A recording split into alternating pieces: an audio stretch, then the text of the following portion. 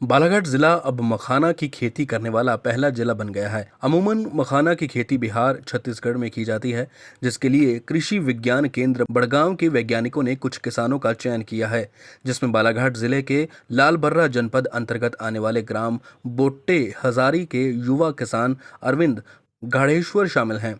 कृषि वैज्ञानिकों के मुताबिक यह एक जलीय फसल है जो 1 से 2 फीट पानी में उगाई जाती है। धान के खेतों में इसका रोपण किया जा सकता है। ऐसे खेत जहां पर साल भर जल भराव की स्थिति होती है, उन क्षेत्रों के लिए यह मखाना की खेती वरदान है। साथ ही रब्बी मौसम में धान की फसल के विकल्प के रूप में इसका उत्पादन लिया जा सकता है। नई फसल से जहां धान की फसल में कीट और बीमारियों के नियंत्रण में आसानी होगी, वहीं कैप क्रॉप होने से किसानों को अधिक आय प्राप्त होगी। किसान अरविंद गाढ़ेश्वर ने बताया कि कृषि विज्ञान केंद्र बड़गांव की ओर से मखाना के तैयार पौधे मिले हैं। इसकी साल में 2 बार खेती की जा सकती है। यह पहला अवसर है जिसका परिणाम सामने आना बाकी है। वहीं कलेक्टर दीपक आर्य ने बताया कि प्रयोग के तौर पर जिले में मखाने की खेती की जा रही है। यदि यह प्रयास सफल रहा तो किसानों के लिए वरदान साबित होगा। परिचय बताएंगे अपना। मेरा परिचय अरविंद गाड़ेश्वर, ग्राम पंचायत भुट्टा हजारी, सरपंच प्रति भी हूँ। जैसे ये मखाने की खेती आपने की, कैसी क्या मतलब प्रेरणा रही आपको इसको लगाने की? सर, इसमें हमारे कृषि विश्वविद्यालय बड़गांव राउत सर जी हैं, उनने हमको जानकारी दी कि मखाना की खेती लगाना है, तो हमने बोले ठीक है, लगा लेंगे। तो फिर उन्हीं ने बीज ला करके दिया है, पौधे तैयार करके लाया था और हमने लगवा दिया। कितने में, मतलब कितनी कीमत के बीज थे वो?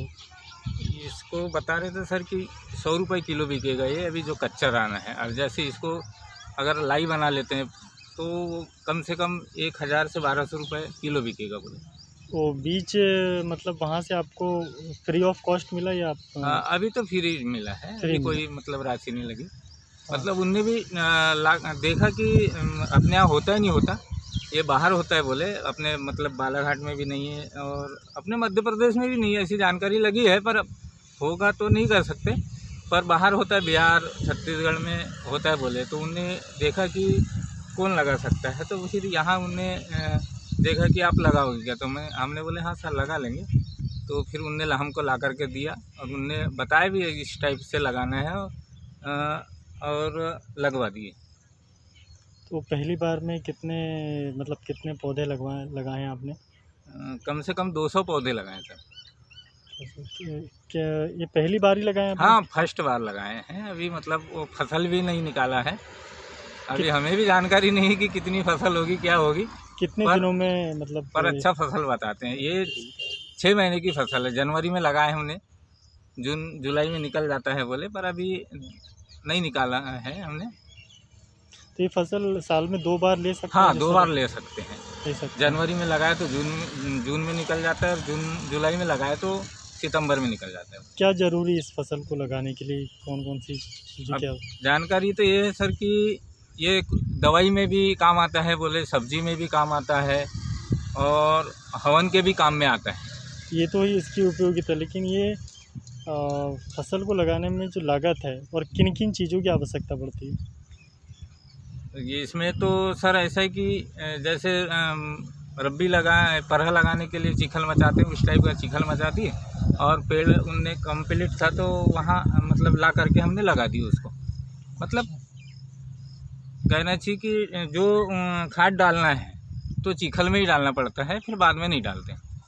तो ये आपके द्वारा किया गया पहला प्रयोग था। इसके पहले भी आप किसान हैं जी, जनप्रतिनिधि के साथ में, तो जी।